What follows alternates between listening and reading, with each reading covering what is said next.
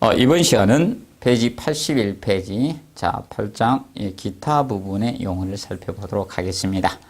먼저 1번에 위생기구가 나옵니다. 위생기구. 자, 위생기구라는 것은 일반적으로 이렇게 간단히 설명하면 이걸로 보시면 되죠.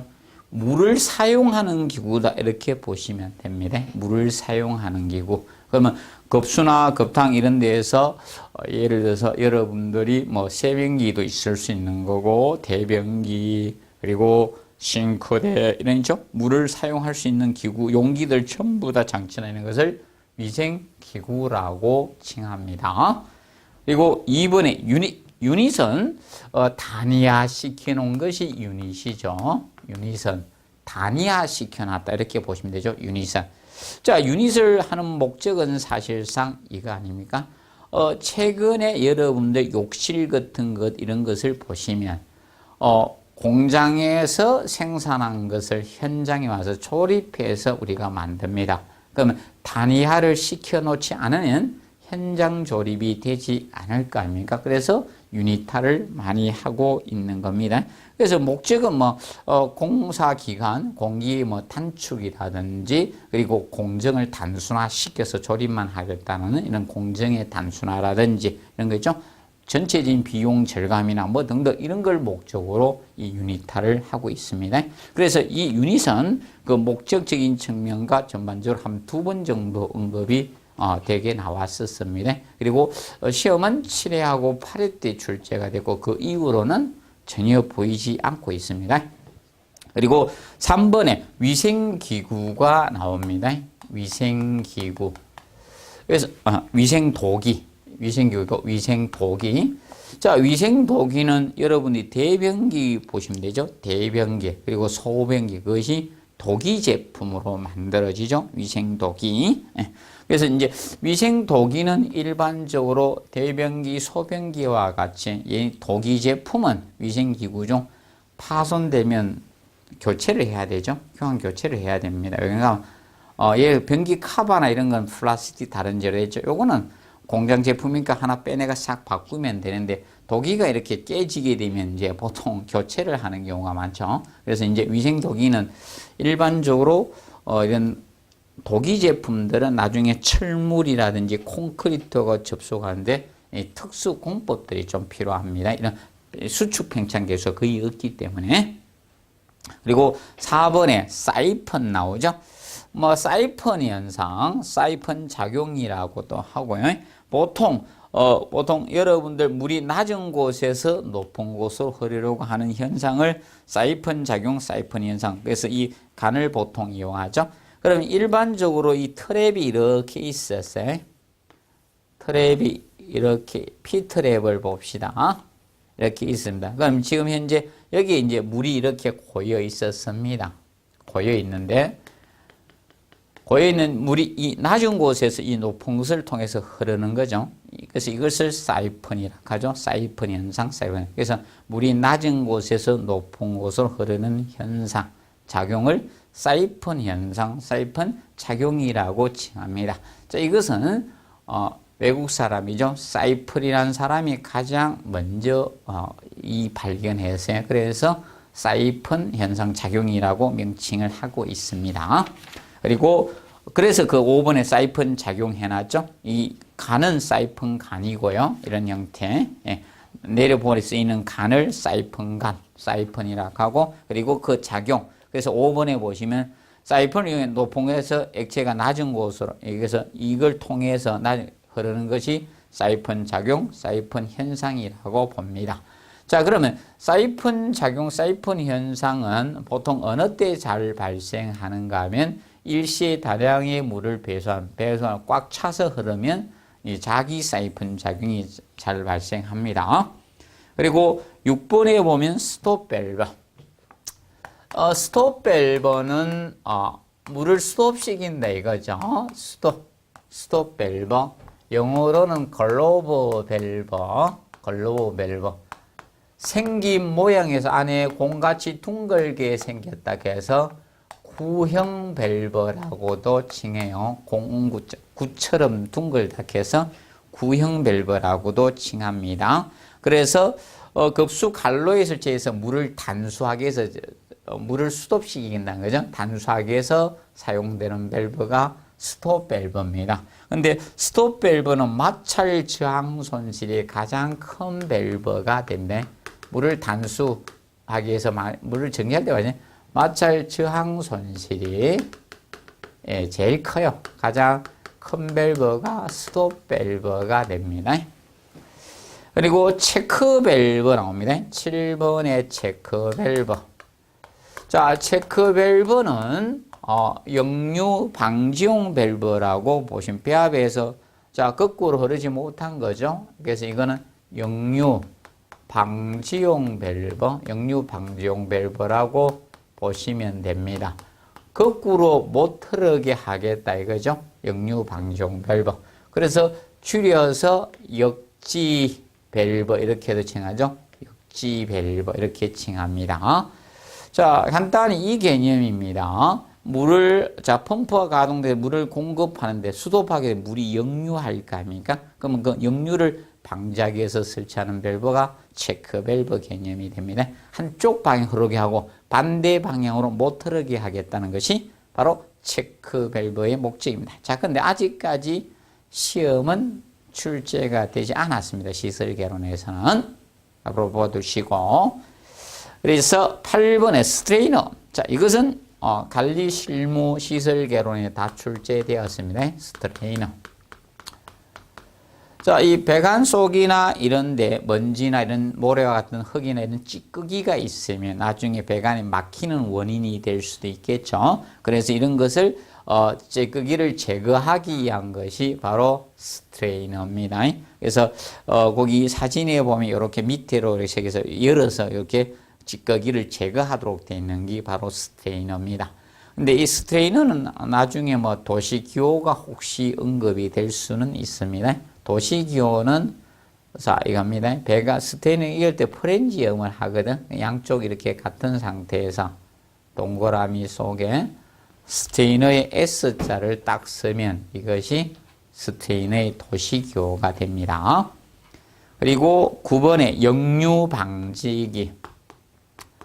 자, 역류 방지기, 버큐움 브레이커. 자, 이 버큐움 브레이크인 역류 방지기는, 보통 일반적입니다. 자, 세정 밸브를 다이렉트로, 급수관과 다이렉트로 연결해서 변기에 물을 공급해 줍니다. 자, 그러면 만약에 고장이 나서 역류가 되면 오수가 급수관 내로 역출할 수 있죠. 그러면 급수가 오염되는 크로스 커넥션이 생길 수 있다는 겁니다. 그것을 방지하기 위해서 설치한 역류 방지기. 우리나라 말로 하면 진공 방지기, 역류 방지기 또는 영어로 버큐움 브레이커가 되겠죠. 자, 근데 보통 시험에 나왔을 때 이렇게 나왔었습니다. 진공 방지기나 아니면 버큐움 브레이커니까 보통 이거 진공은 한글로 쓰고 방지기는 브레이크 이렇게 해서 진공 브레이크 이런 식으로 한번 출제가 됐습니다. 제가 그 해에 진공 방지기를 열심히 했거든요. 근데 여기 교수님들의 특징이 한글하고 영어를 복합해서 쓰는 경우가 있습니다. 그럴 때는 쓸 수 있다는 건 좀 한번 보십시오. 간혹가다 그런 성격이 가지니까 봐두시기 바랍니다. 자, 그리고 10번에 보면 그럼 여기서는 추가적으로 요거 정도 봐도 역류 방지기 설치해야 되는 변기는 설치해야 되는 것은 세정 밸브식 대변기. 세정 밸브식 이 대변기의 경우는 변기 중에는 역류 방지 진공 방지기를 설치해 주는 게 좋습니다. 그리고 응축소 10번의 응축소. 자, 원래 응축 개념이죠. 응축은 뭐 기체에서 액체가 된 거 아닙니까? 그래서 응축수는 상태 변화에 생기는 물이 응축수입니다.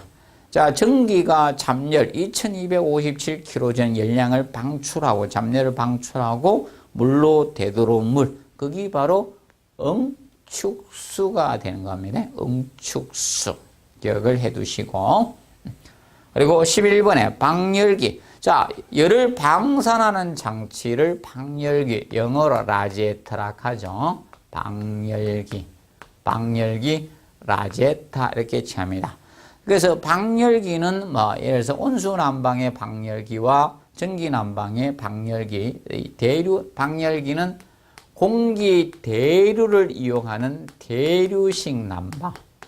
자, 뜨거운 공기는 위로 올라가죠. 차가운 공기는 밀도가 증대되니까 무거우니까 밑으로 내려옵니다. 그래서 이 대류를 이용하는 난방 방식을 대류식 난방이라고 칭합니다. 대류식 난방.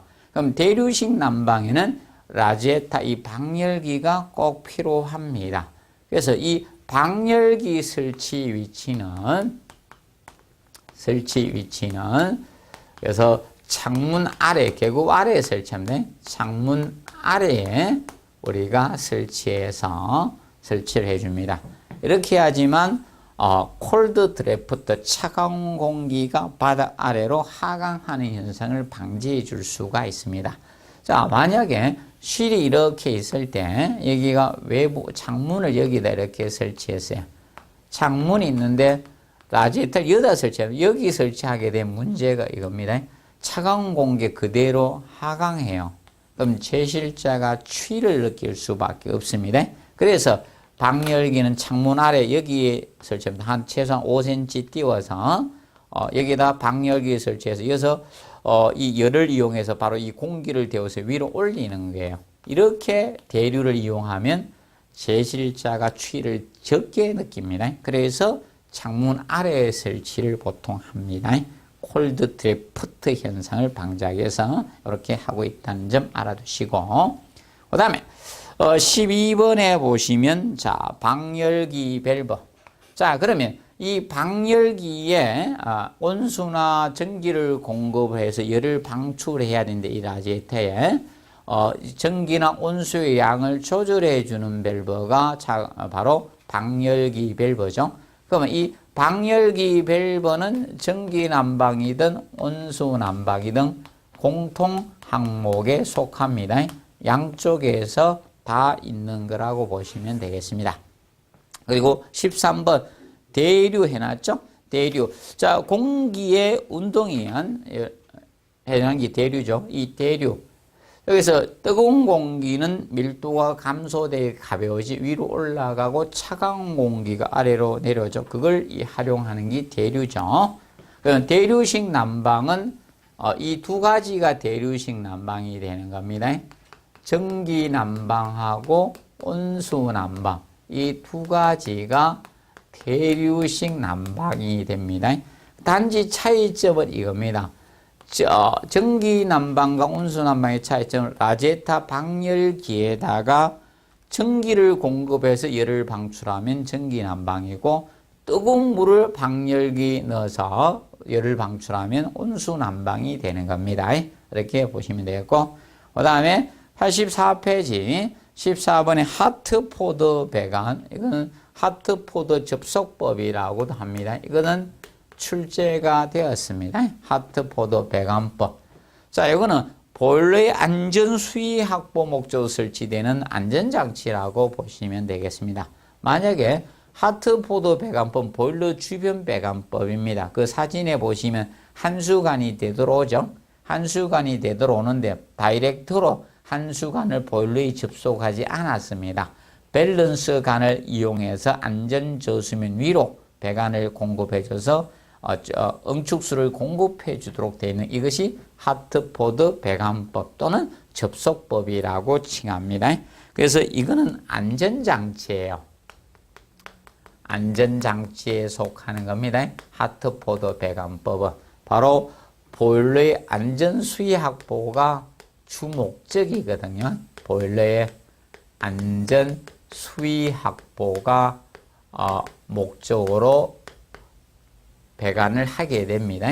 그리고 보일러의 이 빈불떼기 방지라든지 빈불떼기 방지 이런 목적으로 등등등으로 위해서 하는 안전장치 배관법이라 보시면 된다. 그래서 먼저 나왔습니다. 가장 먼저 나올 때는 온수 난방의 안전장치가 아닌 것 같아서 하트보드가 나왔다가 다음 시험에 쭉 해서 하트보드 배원법의 목적해가 고르는 게 출제가 되었습니다.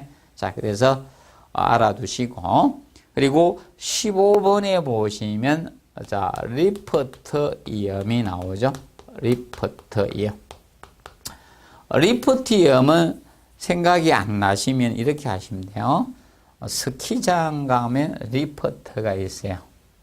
스키장의 리프트는 목적이 타고 올라가서 스키를 타고 내려오기 있어서 타는 거 아닙니까? 그와 같이 이 진공한수식에서 전기난방 중에 진공한수식에 있습니다. 진공한수식에만 쓰는 거예요. 진공한수식에서 응축수를 끌어올릴 때 쓰는 배관법이에요. 계단처럼 배관을 하기 위해서 끌어올리겠다. 우리도 다이렉트로 한 층을 이렇게 뛰어 올라가면 힘들잖아요. 그래서 계단 단을 밟고 이렇게 올라가는 것처럼. 그래서 진공한수식에서 우리가 응축수를 끌어올릴 때 쓰는 배관법입니다. 그러면 진공 끌어올릴 때 사용되는 배관법이 리프트입니다. 사용되는 배관법입니다. 배관이에요. 그래서 이 리프트 이음은 혹시나 한번 정리해 놓으세요. 리프트 이음은 앞으로 나올 수 있는 분야입니다. 그래서 그 그림과 같이 배관법을 쓴 것이 리프트 이음에 속합니다. 그리고 16번에 뭐 인젝트는 꼭 모르셔도 됩니다. 몰라 시험에 혹시나 지문 한 줄 나올지는 모르겠습니다. 그래서 본래 이 응축수를 갖다 급수해 주는 장치거든요. 인젝터. 그래서 이거는 일반적으로 전기 난방에서 이 응축수를 본래 공급해 주는 장치입니다. 그리고 17번에 밀폐식 팽창 탱크. 자, 팽창 탱크는 뭐 사실 두 가지가 있습니다.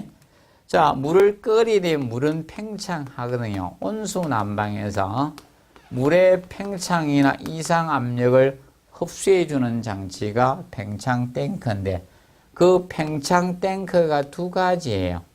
두 가지인데 개방식이 있고 밀폐식 팽창 탱크 두 가지예요. 밀폐식과 개방식 두 가지가 있습니다. 그러면 대기압 상태를 받는 것은 개방식이고 대기압을 받지 않는 것이 밀폐식이죠. 그래서 요거는 고온수, 물의 온도를 높일 때 쓰는 고온수 난방에 쓰는 거고, 얘가 저온수 난방에 쓰는 게 저온수 난방. 그래서 저온수 난방에 쓰고 고온수 난방에 쓰게 됩니다. 고온수 난방. 그 측면을 알아두시기 바랍니다. 밀폐식 팽창 탱크. 자, 그래서 고온수는 100도씨 이상 온수를 고온수라고 하죠. 압력을 가하면 물에 끓는 점이 높아집니다. 그걸 활용하는 것이 됩니다. 그리고 18번에 복사난방. 자, 복사난방은 일반적으로 이거죠. 대류식 난방하고는 차이가 있죠. 자, 복사난방은 보통 복사열을 이용하는 겁니다. 최근에 아파트의 복사난방은 이걸 활용하는 거죠. 바닥에다가 패널 온수 파이프를 묻어요. 이 온수 파이프 패널에다가 온수 파이프 내부에다가 뜨거운 물을 보내는 거예요. 온수를 보내서 이 바닥을 가열을 해요. 가열해서 이 복사열을 방출해서 난방하는 것, 이것을 복사난방이라고 칭합니다. 과거에는 이거죠, 구들장, 온돌 구들장이죠. 불을 떼어서 이 구들장 돌을 데워서 열을 방출하는 구들장이었고요, 복사난방이었고, 그 반면에 지금은 온수 온돌, 구들 온돌을 안 쓰고 온수 온돌을 쓰죠. 그렇게 보시면 되겠습니다. 그리고 19번에 복사열 해놨죠. 그래서 고온의 물체 열을 방사되는 거죠. 그래서 이 공간을 통과해 다른 물질 흡수돼 생기는 열을 복사열이라고 하죠. 그럼 쉽게 이런 게 보시면 되죠. 난로가 있어요. 난로 표면하고 여러분들 요 표면, 그럼 중간에 공기가 있죠. 그러면 분명히 여기에서 난로 표면 온도가 높으니까 내 열이 전달되죠. 거기 바로 복사열입니다. 그래서 복사열에 의해서도 고기가 잘 굳습니다. 뜨거워지죠. 그래서 이 복사열 간단히 알아두시고, 그 다음에 20번에 드래프트 챔버 나오죠. 자, 이 드래프트 챔버는 보통 이런 화학 실험실과 같은 데서 일반적인 강제 환기를 하는 것이 드래프트 챔버가 됩니다. 드래프트 챔버. 화학 실험실에 많이 쓰는 환기 방법 중에 하나입니다. 그리고 86페이지 보시면 21번, 22번, 23번에서 풍량 방식에 대해서 24번에 쭉 나오고 있는데, 자, 여기는 제거 방식을 설명해 놓은 겁니다. 공기 조화 설비에서 공조 방식을 해 놓은 거죠. 공기조의 공조 방식. 공조 방식에 대해서 해 놓은 것이 21번에서 27번까지입니다. 21번에서 27번까지 해놨습니다. 공조 방식. 그럼 이 공조 방식에서는 여러분들이 중요한 것이 저것이 중요합니다. 정풍량하고 가변풍량. 그래서 22번 정풍량하고 23번 가변풍량 방식. 그리고 27번에 펜콜 유닛 방식. 이 세 가지가 중요합니다. 중요 포인트 방식이라고 보시면 됩니다. 다른 거는 그냥 가뿐히 하시고요. 22번, 23번, 27번 이 부분을 정확히 해 두시면 된다. 그러면 단일 덕더 방식, 덕더가 하나라 해서 단일 덕더입니다. 그럼 24번 이중 덕더, 덕더가 두 개다. 냉풍 덕더하고 온풍 덕더가 두 개 될 겁니다. 그래서 이중 덕더라고 칭하게 되는 겁니다. 자, 그러면 정풍량 방식하고 가변풍량 방식. 자, 정풍량은 송풍량을 일정하게 하는 것이 정풍량 방식입니다. 그 반면 가변풍량 방식은 송풍량의 변화를 준다는 거죠. 그래서 가짜를 붙일 수도 있고 그냥 변풍량이라고도 합니다. 그러면 가변풍량 방식과 정풍량 방식의 차이점은 바로 송풍량을 어떻게 해주겠냐 이겁니다. 송풍량 조절에 의해서 나눈 거죠. 그러면 정풍량 방식의 경우는 송풍량을 일정하게 해준 거예요. 일정하다. 그래서 정해진 풍량만큼 공급된다 해서 정풍량입니다. 그러면 가변풍량은 자, 부하량에 따라 송풍량의 변화를 주는 방식이죠. 송풍량의 변화를 주는 방식이 가변풍량 방식이 되는 겁니다. 그렇다 보니까 일반적으로 사용하는 실의 개념이 틀려지는 거예요. 그러면 정풍량은 어떤 단일 대공간에 사용하고 사용 장소가 단일 대공간 쪽에 사용돼. 그래서 극장 같은데 아니면 대형 사무소의 내부 중대형 사무소 같은데 대형 사무소 또는 중형의 사무소의 내부존이라든지 아니면 백화점 같은데 이런 데 사용하는 것이 정풍량 방식이 됩니다. 그 반면에 가변풍량 방식은 일반적으로 이겁니다. 그래서 일사량 변화가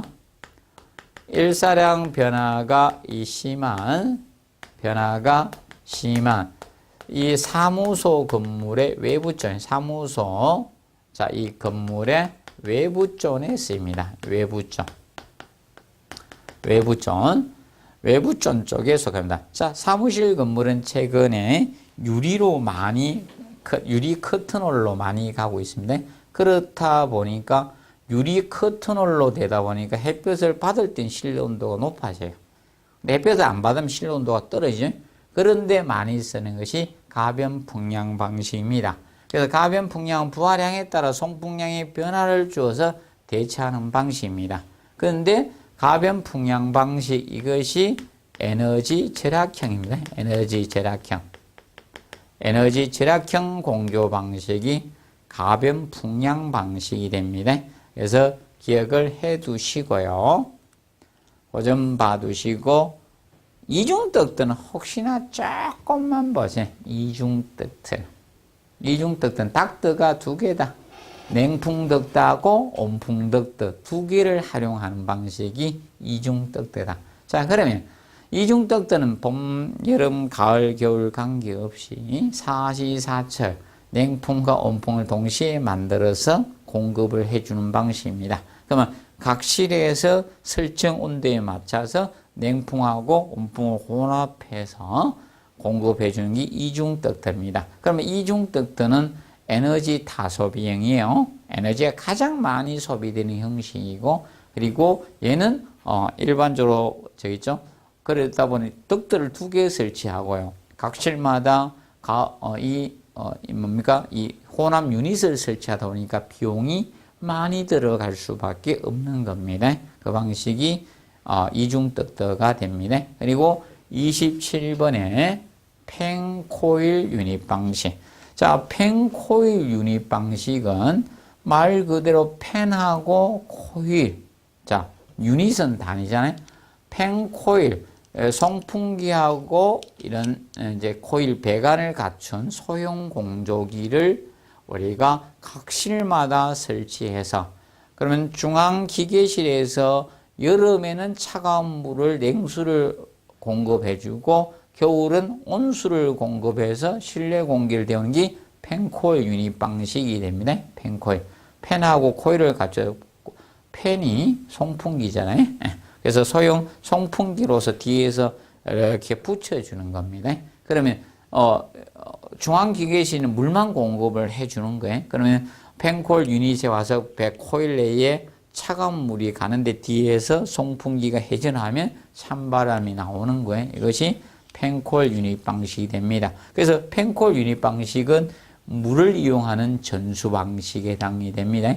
그런데 이 전수 방식들이 특성이 어떤 특성을 가지는가 하면 이런 특성은 전수 방식 물만 공급해 주기 때문에 실내 공기가 오염될 가능성이 가장 높은 게 바로 이 전수 방식입니다. 그래서 이 전수 방식은 쉽게 창문이 달린 건축물에 공조를 하면 거의 이 전수 방식 형태를 많이 씁니다. 왜냐하면 별도의 환기를 해줘야 돼요. 환기를 안 해주면 실내 공기가 오염이 될 수가 있습니다. 그래서 그 방식을 많이 쓰고 있다는 점을 우리가 알아두시면 되겠습니다. 그래서 27번까지가 공기조화설비 부분의 용어입니다. 그래서 이번 시간은 여기에서 마무리하고 28번, 기타 28번부터는 휴식을 다음 시간에 하도록 하겠습니다. 수고하셨습니다.